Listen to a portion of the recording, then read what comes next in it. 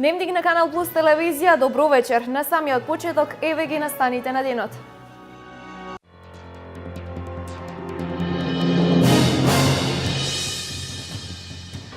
Ромите го одбележаа празникот 8 април.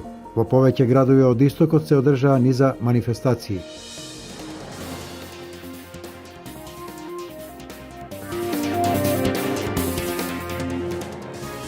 Општина Берово ги отвори вратите за француските туристи, кои во првите неколку дена од посетата се многу задоволни од туристичките потенцијали кои ги нуди Малешевијата.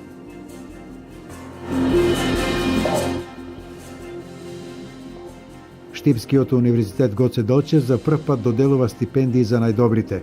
Годинава парично ќе бидат мотивирани 33 студенти.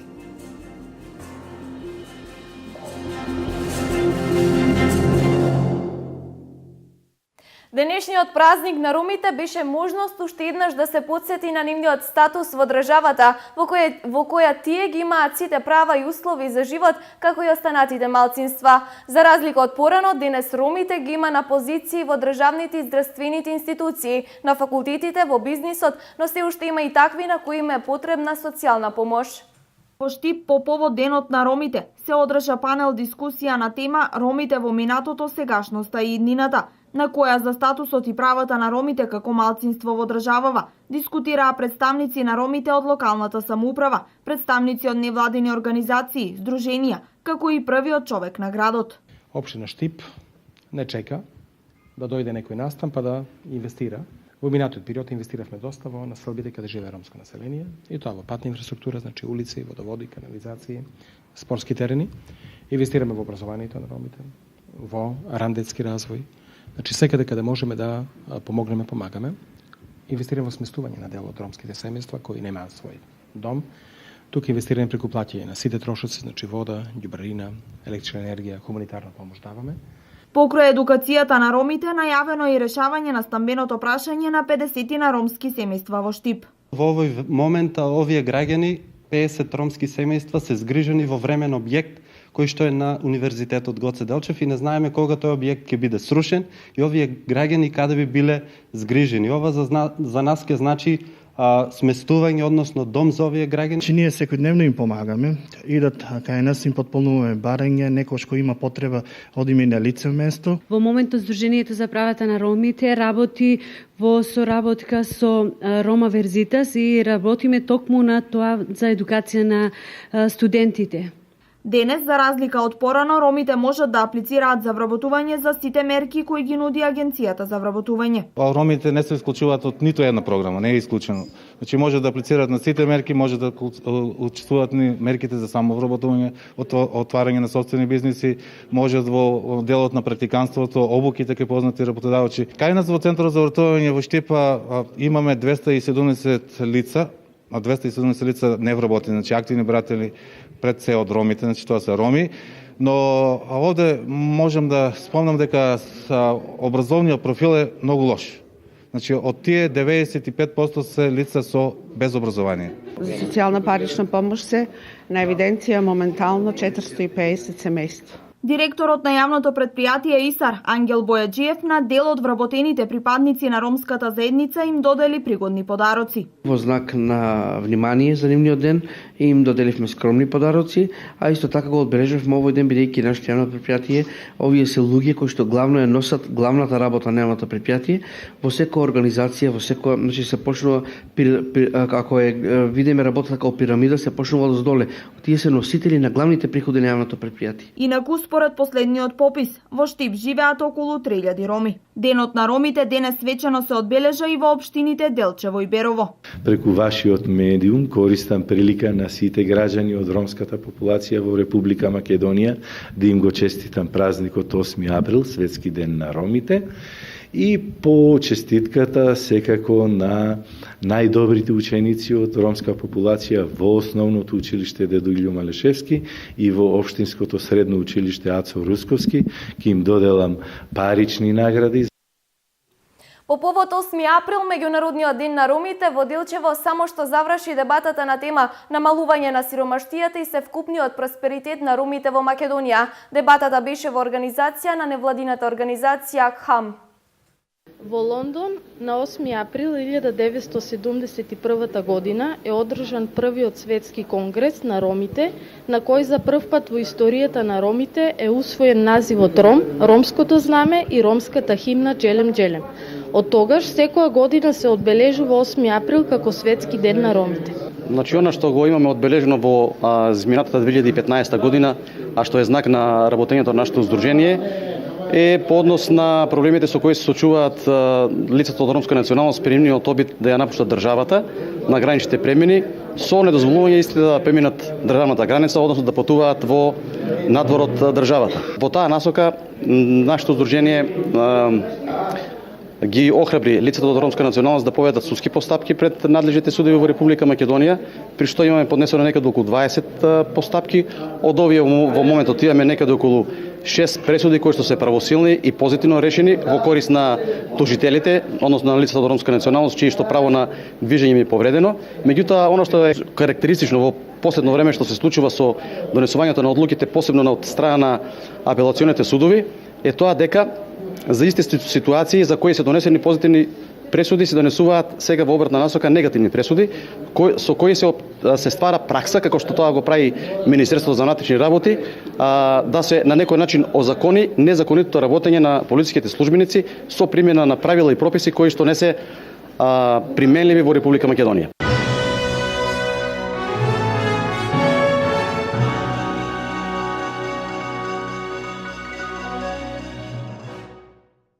Општина Берово ги отвори вратите за француските туристи, кои во првите неколку дена од посетата се многу задоволни од туристичките потенцијали кои ги нуди Малешевијата. Импресионирани од убавините на Берово, групата од 20 на туристи од францускиот град Ливаро денес имаа заедничка средба со градоначалникот на Берово Драги Наџински, со кој поразговараа за идните можности за соработка. Тие на градоначалникот му ја пренесува својата воодушевеност од тоа што го видува во изминатите неколку дена во Берово.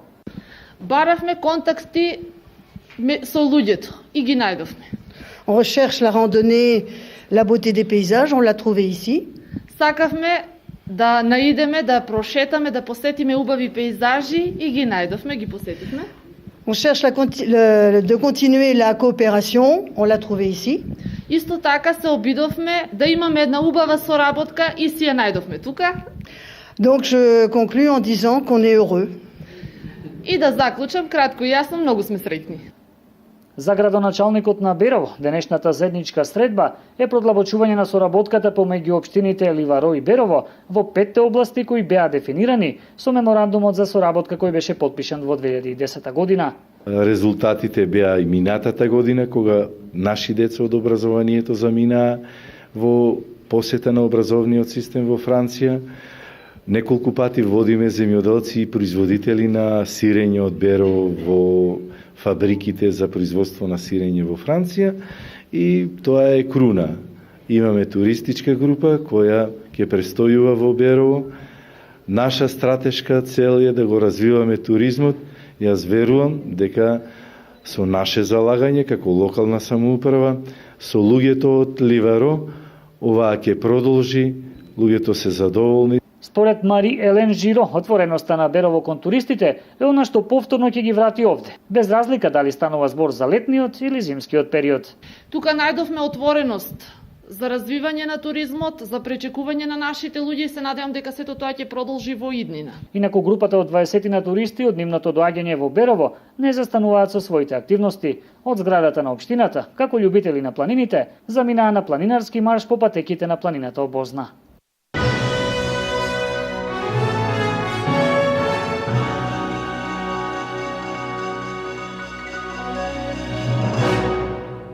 Сецкањето на сламата со специјални комбајни е еден од начините на кој може да се реши проблемот со палењето на оризовите стрништа. На овој начин придобивките се повеќестрани, сламата се искористува и не се загадува околината. Со оглед на тоа што оризовата култура поголем дел од годината е под вода, а посебно оние површини што се зафатени со излевањето на речните корита при надоаѓање на реките, освен важноста на почвата, проблем што се јавува кај земјоделците пред подготовка на површините за сеидба, се и остатоците од жетвата, односно сламата и страништата. На земјоделците им е познато дека со закон е забрането палење на страништата, но сепак тоа го прават. При тоа се гори и уништува драгоцена органска материја, што ако се врати во почвата дава добри бенефити, односно ја подобрува структурата и плодноста. Професор доктор Добре Андов со совети што треба да се преземе во врска со овој проблем. За таа работа има решение во современите земји, значи при жетвата има комбањи кои вршат сецкање на сламата, значи имат вградено дополнителна една машина, сецкалица, ја сецкат сламата и ја растурат по самата површина, така таа исецкана, растурена по површината не прави проблем при основната обработка, односно при заорувањето. И кога ќе се заоре органската маса, односно сламата во конкретниот случај стрниката, тогаш се подобрува, значи, стрништето, почвата, се подобрува плодноста и така натака. Значи има голем број на предности. Затоа, додава Андов, постепено треба да се воведуваат комбајни што ќе имаат своји сецкалици и да ја сецкаат сламата, а не на ваков начин да ја уништуваат со палење. А дополнително што со закон е забрането палење на сламата заради загадување на околината и предизвикување на негативно влијание врз флората и фауната. Сезонскиот зеленчук од источниот регион засега не патува на странските пазари. Нема откуп на големо, а топлото време неколкукратно го зголеми родот. Цените на зеленчукот се ниски, што е причина за задоволство на купувачите и загриженост на производителите. Сезонскиот зеленчук доминира на зелените пазари во регионот. Топлото време го зголеми родот кој годинава е со висок квалитет, одлични приноси и со ниски цени, на чие формирање најмногу влијае немањето извоз на странските пазари. Оваа година има добар род. Има добар род, ама нема цена. Значи, до време дошо, не знам, важно, нема извоз, нема ништо и многу поевтино и Производителите се загрижени дека ако наскоро не се изврши откуп на родот кој заради високите температури нагло се зголемува, не ќе може да го вратат ниту вложеното во производството. Квалитетот е добар, само многу нагло температурата варира. Топло, ладно. Ако нема извоз, нема откуп, банкнотираме. Проблемот со немањето откуп на големо најмногу го чувствуваат градинарите кои произведуваат само една култура. Затвореноста на рускиот пазар ги погодува и одгледувачите на зелка, за кои исплатлива откупна цена од 15 до 20 денари за килограм, а моментално на големо се откупува за 10 денари и помалку од тоа. Ние сме срумиџане и така, немаме поварувачка. Многу тешко. Нема извоз. Цената е 10 динара моментално. Откупна цена на големо и така многу е тешко. За земјоделецот е погодена година. Најтешката година е моментално. Најмалку погодени со ниските цени на сезонскиот зеленчук се производителите на коренести плодови, чија цена е стабилна, а и побарувачката е голема. Денеска највеќе оде броколата и тиквата. Највеќе денеска. Од новата брокола првпат издева, централната првпат издева, значи броколата и тиквата издеват највеќе денеска. Се трошам главно тоа највеќе. Цената на тиквата 100 денари килото, на броколата 250 денари килото. Производителите сметаат дека овие проблеми ќе се надминат само со откупни центри и со организиран откуп на сезонскиот род. Сметаат дека само така ќе може да се реши сегашната состојба во која трговците заработуваат многу повеќе од производителите на храна.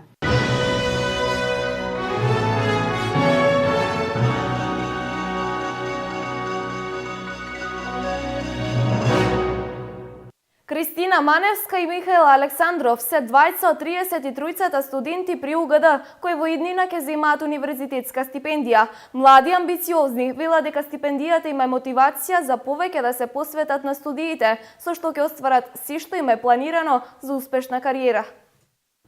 Михаил Александров од Кочани е еден од 33 студенти кои добија стипендија од Штипскиот универзитет Гоце Делчев. Тој студира на медицинскиот факултет. Мислам дека оваа стипендија ме мотивираше и ме мотивира да продолжам и понатаму со мојата работа, да надоградувам уште многу успеси во мојата кариера. Уште сега го одредил правецот на својата кариера и вели дека воопшто не му е тешко да ги подготвува на вистина тешките испити. Вложувам максимум од себе, бидејќи тоа што го сакам, го учам и во иднина сакам да го работам. Јас би сакал да работам во индустрија, во секторот за контрола на квалитет на лекови. Кристина Маневска е студент на 3-та година на земјоделскиот факултет. И таа сосема случајно аплицирала за стипендија. Единствено што не е случајно е незиниот труд кој го вложува во учењето. 9,53 ми беше просекот, се уште е толку и се надевам ќе го задржам. А сумата ќе биде наменета и доволно за да би се покрила партиципацијата за наредната година, значи од наредниот од летниот семестар, значи околу 200 и неколку евра. Се запишала на земјоделски факултет бидејќи е на мислење дека земјоделието во Република Македонија е во подем и дека ќе има потреба од стручни кадри. Одсекот ми е фитомедицина за хемиска заштита на растенијата, за препарати и се надеваме дека ќе се исплати самото студирање на универзитетот. Универзитетот Гоце Делчев предвидува вкупно 500 стипендии и веќе во следниот семестар повторно ќе биде распишан интерен конкурс за стипендирање. Топлото време во овој период лошо влијае на хронично болните, посебно на оние со кардиоваскуларни заболувања. Ова посебно го чувствуваат делчевчани, каде идната медицинска служба работи со зголемена фреквенција. За 30% е зголемен бројот на повици во итната медицинска служба во Делчево. Како причина лекарите ја наведуваат наглата промена на временските услови. Големата температурна разлика во позитива во месец април лошо влијае врз хронично болните, а најповеќе кај оние со кардиоваскуларни заболувања и со покачен крвен притисок. Наглата промена, значи од ладно на топло, за човечкиот организам, прво и основно тоа е еден стрес за организамот. Овој период, значи, имаме пациенти од страна повеќе на кардиоваскуларен систем, зголемен крвен притисок, пациенти, значи, со забрзана работа на срце, тахикардија и имавме неколку, значи, од најтешката форма, односно компликација, тоа е миокарден инфаркт на срце.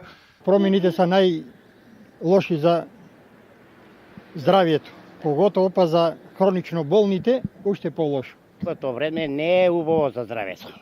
И за децата и тоа се промени, тие работи, главоболки, доде баш не одговара. Сега топло многу, после ладно многу, тоа иш не е. Препораките од лекарите се внимателност при изложување на сонце и редовно примање на препишаната терапија. Да не се излегува толку без потреба на УВ зраците, бидејќи сето тоа штетно влијае на самиот човечки организам. Исто така хигиено-диетски режим, како што напоменав претходно во исхраната, сето тоа што треба да се примени и е препорачливо повеќе движење, меѓутоа во попладневните часови кога е малце заладено времето. Зголемувањето на температурите доведе и до зголемување на бројот на интервенции кај пациенти кои се повредени во сообраќајни несреќи и при извршување на земјоделски работи. Топлото време особено ги раздвижи мотоциклистите, па затоа апелот е да се внимава во сообраќајот и да се користи заштитна опрема. Секторот за внатрешни работи Штип поднесе кривични пријави за давање подкуп и 2 кривични пријави на лица кои возможувале употреба на наркотични дроги. СВР Штип поднесе кривична пријава против ВЕ 41 година од Кочани поради постоење основи на сомнение за сторено кривично дело давање подкуп. Пријавениот кој е осуденик во казнено-поправниот дом во Штип на 17 март годинава во 2 наврати на двајца полициски службеници им понудил сума од 50 евра да му го вратат мобилниот телефон кој претходно му бил одземен при личен претрес. Истиот бил одбиен од страна на полициските службеници.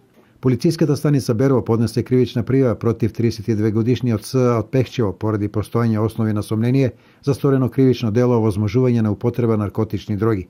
На 30 ноември лани Од страна на полициски службеници на улица Правомајска во Пехчево бил затекнат БЈ од Делчево, а од преземени мерки било утврдено дека пријавениот СА на лицето БЈ му овозможил да ужива во наркотична дрога марихуана.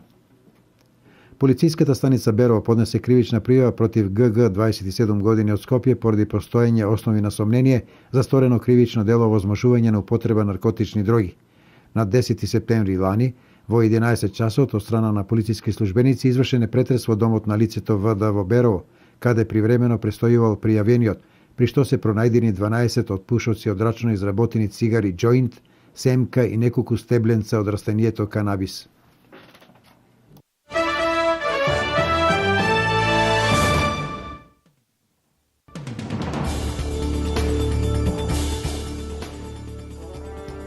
Австралиската полиција уапсила албанец под обвинение дека подготвувал терористички напад во Брисбейн. Станува збор за 23 годишниот Агим Круези, роден во Австралија. Имено тој планирал да изврши терористички напад во предградието на Брисбейн, Логан. Австралиските власти покренале обвинение против Круези со 15 точки, главно поврзано со тероризам. За сега властите не го соопштуваат точното место каде требало да биде извршен терористичкиот напад. Заедно со Круези е уапсено уште едно лице кое се товари за поврзаност со исламската држава. Објавени се нови видео снимки од третиот напаѓач на бриселскиот аеродром. Белгиските истражни органи објавија нова видео снимка од мистериозниот човек во бело или човек со шапка, за кого се верува дека е третиот напаѓач на бриселскиот аеродром, Завентем, и кој најверојатно е во бегство. Полицијата побара помош од јавноста за идентификување на осомничениот. Според полицијата, напаѓачот побегнал од аеродромот веднаш пред нападите, а зад себе оставил голема торба со експлозиви. Млад норвешки политичар бил силуван во сопштениот дом од страна на барател на азил од Сомалија. Политичарот се наоѓа во тешка психичка состојба и се обвинува себе си, бидејќи откако осудениот сомалијец ќе ги одлежи 4 години затвор, ќе биде депортиран од Норвешка. Карстен Нордал е силуваниот политичар кој ја раскажал својата приказна за норвешката телевизија НПК во емисијата Јас против мене, која обработува психолошки предизвици и ментални болести.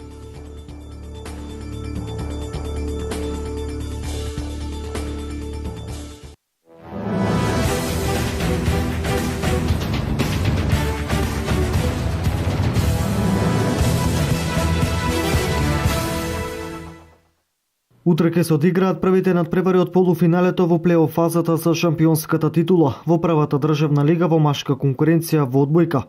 Екипата на одбојкарите на Пробиштип Весна акумулатори ќе гостуваат кај Струмица и во вториот полуфинален надпревар одбојкарската екипа на Шутова ќе ги пречека одбојкарите на Сушево. По пауза од неколку часа ќе се одигра и вториот надпревар од полуфиналето меѓу екипите на Шутова и Сушево.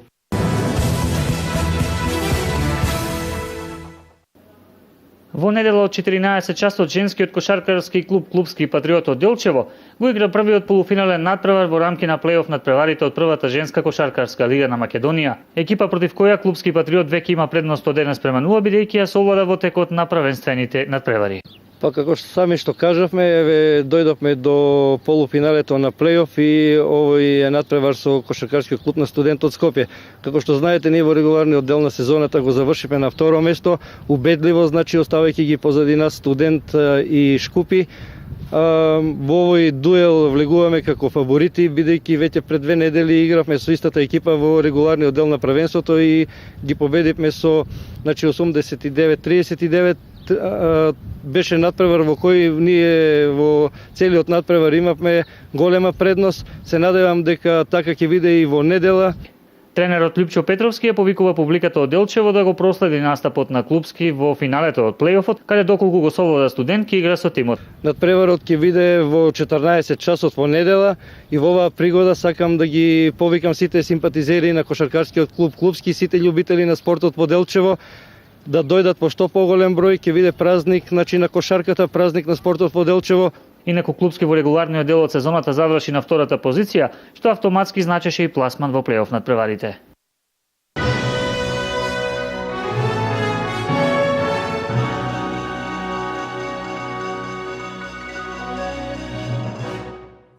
Ова беа сите содржини предвидени за ова издание на Дневникот на Канал Плюс телевизија. Ви благодарам на вниманието. Имајте пријатна вечер.